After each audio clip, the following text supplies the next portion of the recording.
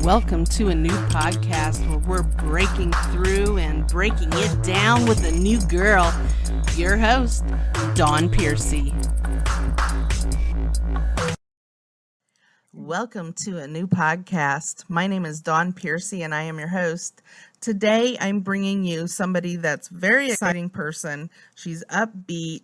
She is taking Hollywood by storm. She's running through Hollywood and getting celebs in on the real conversations that you want to know. Taylor Ferber. Talk to me, Taylor. How are you? And welcome to a new podcast. That is an intro. Thank you. That is an intro, Dawn. Oh my God, I'm going to bring me everywhere. How are you doing? I'm so excited. As I was just saying, I'm just so excited to even be, I'm so flattered that you would even want to interview me. Like I was saying, I interview people, very high profile people all day, every day. So this is really exciting to be on the other side. Well, absolutely. Now, Taylor, she goes through Hollywood and she's like asking the celebs the questions that a lot of us have a hard time asking celebs. And she's getting down there and she's getting with a selfie stick. She uses a selfie stick. Taylor, tell us about that.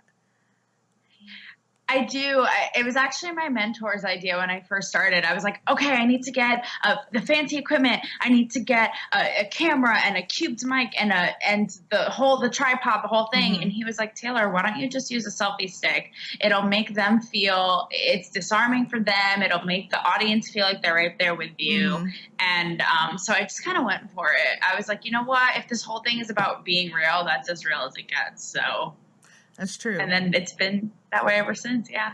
Okay. Awesome. Now, how did you get into journalism? Tell us about that. I actually started in Manhattan at VH1 as a producer. Okay. in on-air promos. Mm-hmm. And I knew I wanted to be on this side of it, digital and journalism and writing and whatnot. So I actually transferred over to the digital editorial team at VH1. Mm-hmm. I was writing for them, sort of dabbling in interviews, although it wasn't really their thing. Right. And the tipping point, I already kind of wanted to leave the brand, but the tipping point was when I had kind of a fight with a celebrity. And basically the company took her side. So that was sort of my push. I decided I sort of jumped ship and then I went freelance. And ever since I've been at Us Weekly and Bustle, New York Magazine, that kind of thing. Wow. You've come a long way. Now, what made you... In a short time. It's kind of crazy. Yeah. What made you want to get into journalism to begin with? It's funny. I went to Penn State, and my first year I studied elementary education. Okay. And after the first year, I was like, this is not, I just don't see this exciting me day in and day out. So I kind of sat down and I wrote down, I was like, what? Because you feel so lost, right? You're like, what the hell am I going to do with my life? So I sat down and I was like, what's been a common thread of something that I've just enjoyed my whole life? I always loved writing since I was little. I always I grew up watching E! And I was so in awe of the glamour and the red carpet. Right. And I grew up loving Juliana Rancic. And so from there on out, it was pretty crystal clear, you know? Okay. So at what age did you get into starting it, and what allowed you to get, what do you believe allowed you to get so far as to where you are now? I think, so I started, my first sort of in was, I was an intern at VH1 when I was in college. And then I think what it really is just literally knocking on doors, literally going up to,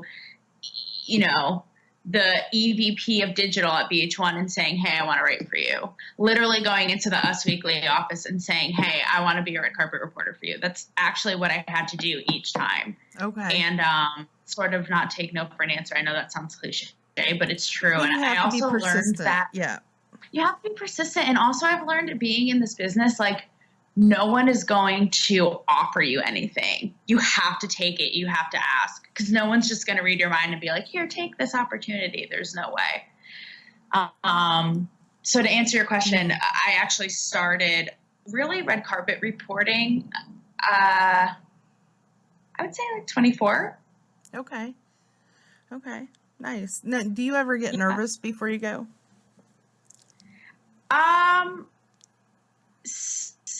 I get more nervous, oddly, at the more formal, like sit down interviews at a movie junket or something like that. Okay. I actually prefer red carpets because I don't have time to think about it. I like that they're spontaneous and I don't know what's going to happen. When I know I'm going to be sitting down, for instance, on Monday, I'm sitting down with Leah Michelle for 15 minutes. I would overthink that more and get a little bit more nervous. But now it's just kind of part of the job. Okay. So no, not really. I got into podcasting. I actually launched my first show, or my first introduction, I guess you could say, on July 22nd this year. And it really happened really fast with me getting into it as well. I know that you said it happened so fast for you. Yeah. I was a co-host on ABC News Radio, but in the evening with Aaron Sanchez, and he does the Hollywood Social Lounge. And I know he does red carpet and stuff too. And I got to do that, and it was so much fun. I had so much fun. And then a couple of months later, I had somebody said that they wanted to see me back on air, but then a couple of months later, somebody came up and they said, you should start a podcast. And I was like, well, what would I do?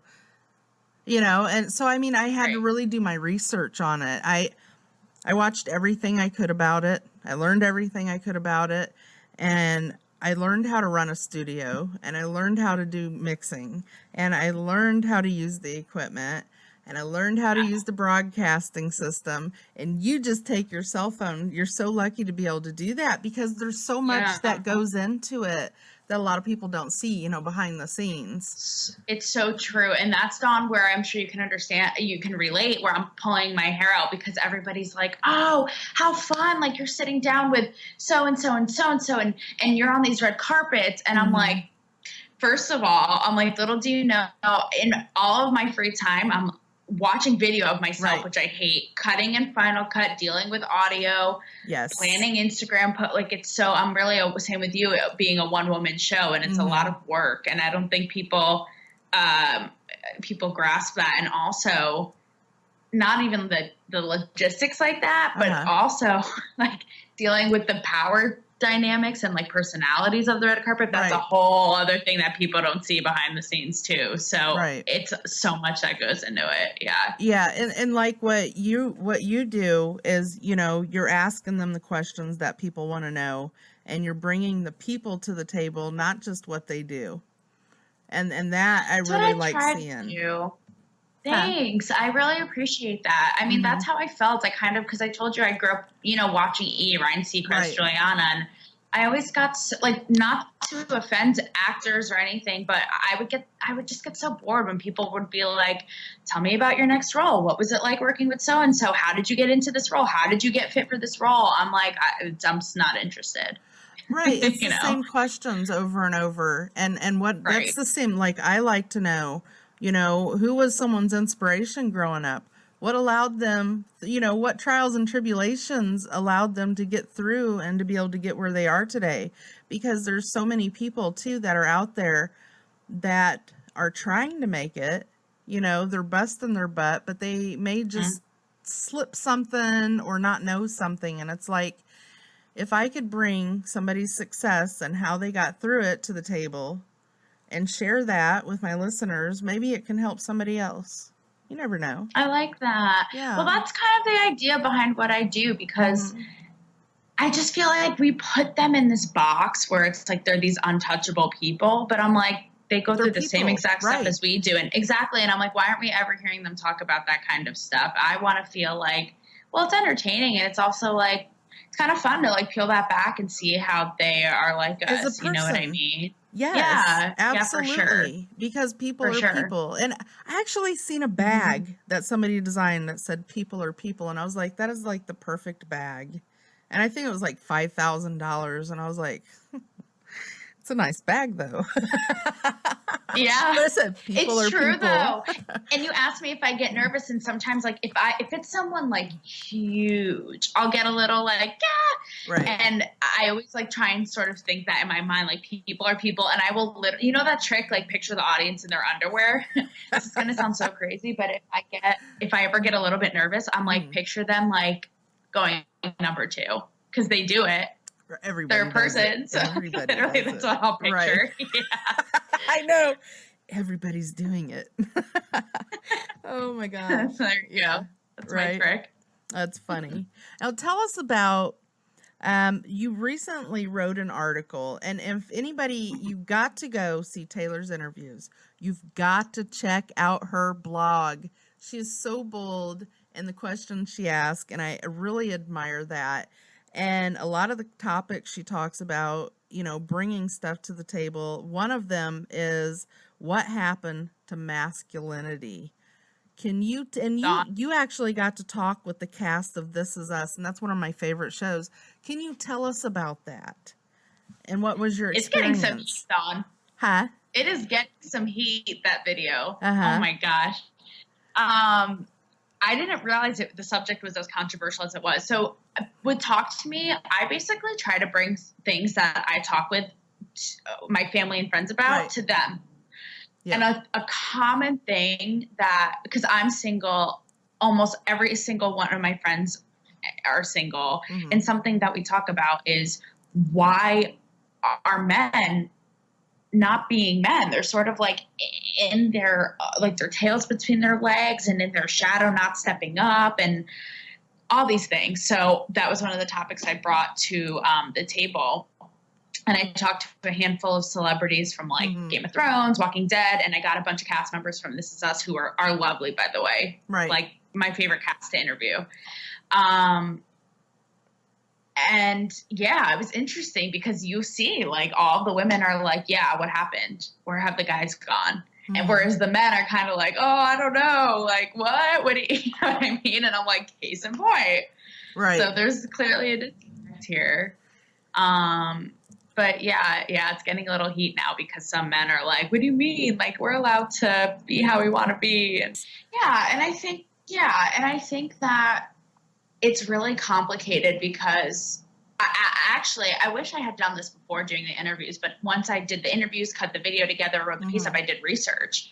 And I actually did find that, yes, a lot of millennial men don't feel like they fit into that like traditional tough guy masculinity. And I think, I'm just going to be blunt. Yes, to go off what you said, it feels like men are becoming more like women. Like, I'm sorry. I like a guy that's emotional. That's cool. But like, if you're wearing tighter jeans than me or more jewelry than I'm wearing or have more hair product than I'm wearing, that's not wearing okay. Tights. Like, that's what I mean. It's like, be a man. What did you say? Or wearing tights.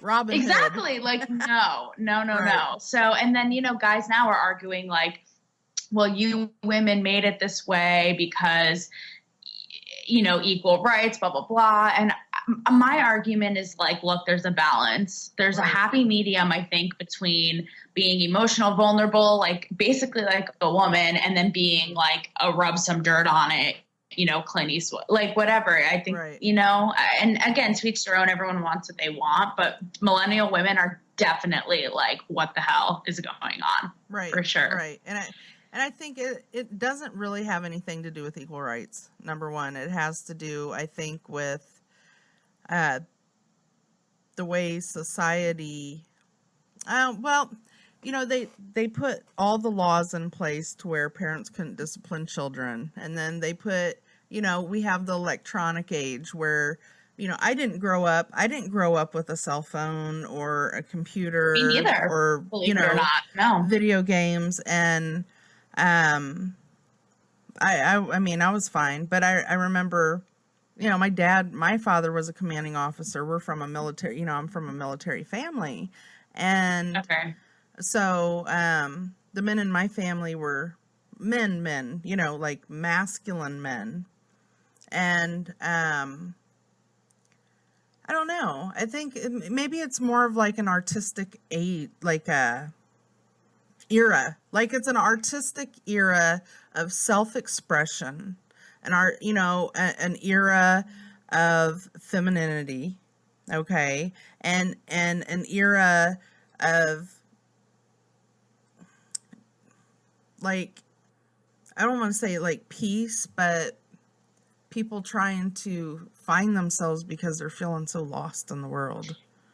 Yes, and that, exactly. And one of the arguments, yeah, exactly. Yeah, and I think that brings about to where you get a lot of men to where the masculinity is going out, and the more, feminine side of them are showing because the world is so chaotic. If that makes any sense.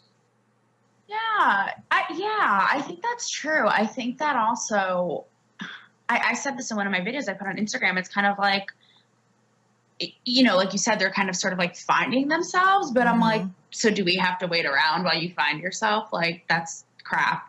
And I also think that, like, I don't know. I mean, I guess I'm traditional in that way. Like, I think of, because my dad is like, he's like the epitome of like a man to me. He took such good care of like my mom and me, and like, and I'm not saying, again, you have to be like one end of the spectrum or another. Right. Like my dad likes Broadway shows, right? But he's like a hardcore sports fan, and he'll mow the lawn and he'll fix the toilet. Like, that's what I mean. It's like, and where guys, when they saw my video and saw it, they're like, well, Taylor, what do you mean? Like, we can't be artistic. And I'm like, that's not what I'm saying. But like, that's what I mean, like a happy medium. Right. At least for me. Right. And I think, you know what, if it has to do with the artistic side of it, okay, maybe they can find enough paint to mix to find their own mix. Right? Exactly. Right. Do they some can finger painting, guys, and figure it out. And find that balance in that way. It's really, Dawn, I didn't realize it was going to be so controversial. And I think it is very tricky because while women do like going to the equal rights thing, I get that why they would be like, okay, like you want to be your own independent person and equal rights, but like you also want us to fix your toilet and your car tire, like which is it? So I get why it's confusing for them, but it's no excuse. They like fix my car, fix my tire, fix the tire, know how to change. Well, they don't have to know how to change the oil, but that. Did you helps. see Chrissy Metz, Dawn? She was like, yeah, even Chrissy Metz was like, change my tire. Like, right. Absolutely. And fix the toilet, or if the door falls off, they need to be able to at least strong enough to pick it back up. Come on now. Yes, that's what I mean. It's like, don't be a wussy and yeah. Right. Well, I'd probably say, quit being such a pansy. It's true. Boy. Yes. Step it up. Yep. Yeah, absolutely. Couldn't agree more. So, okay, you got talktometaylor.com. And do you have any events that you're coming up to that our audience, how do they follow you to find the events and keep up with what you've got going on? Oh, man. I do everything on Instagram. So it's at Talk to Me Taylor. And I try and keep it as fresh as possible and up to date. My Instagram stories, I'll do like every event I'm at or a carpet I'm at, and then I'll post photos, day or two later. So now, do you still do interviews for like the Us Weekly? Do you still do that, or? Yes. Okay. Yep. That is awesome. That sounds like a lot of fun. Absolutely. It's a lot of fun, but a lot of work. Yeah. I'm not gonna lie. It's a lot of work, but when you love what you do and you have fun doing it, which you seem like you have so much fun doing it, it's kind of like it's work, but it's rewarding, very rewarding. That's how I think of it. It has its ebbs and flows, and there are days, trust me, almost every day where I'm like, what am I doing? This is so hard. It kind of feels like I'm in like a vacuum, like going for this goal, and getting traction is really difficult. And then, I'll have that one really good, solid interview, and I'm like, oh, okay, it's worth it. So it's definitely like, right. Yep. Absolutely. But it's hard. It can be. But it's worth it, and it's fun. Well, I mean, it looks like fun. You look like you're having fun. I have fun doing my podcast. I love meeting new people. I'm so glad. I know. Yeah. Same with you. You look like you're having fun too. And I'm glad that it looks like I'm having fun, because I want you guys to, or, you know, whoever's following, to be in on it and have fun too. So that's really the goal. Absolutely. Yep. And with a selfie stick. Was it All awkward? Was it awkward getting to use when you're first starting to use it? Did it get easier and easier? Yes. I would freak out. I would be, to my mentor whose idea it was, I'd be like, how am I going to do this? Because I have to ask my questions for whatever, you know, publication, and then do my stuff at the end. And how am I going to balance? And now it's like, boom, bang, bang, you know, like a system. Okay. Now, so do you have your own section in Us Weekly, or do you just do different interviews for the whole magazine? I'll do different interviews, and sometimes they'll run online or in the actual print magazine. Okay. So half the time, more than half, 90% of the time, I don't even see where the interviews end up, honestly. Okay.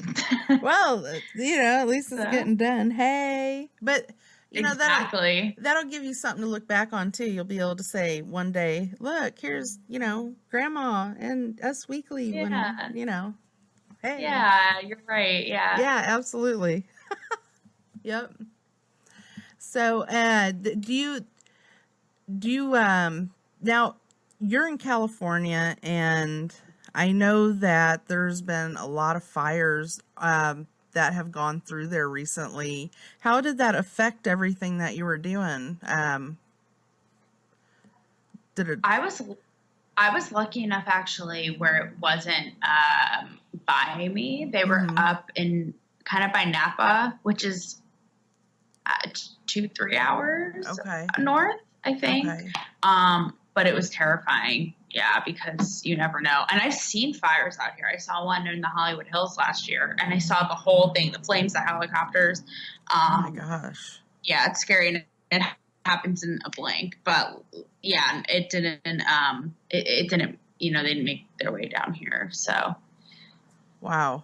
Well, that's good. That's good. I know a lot of people that I know out there, they were taking pictures of the fires because it was getting so close to them, and closer and closer and closer. And see, I've never been out there. So I know that Hollywood's more south of LA and everything, right? Okay. Yes. Okay.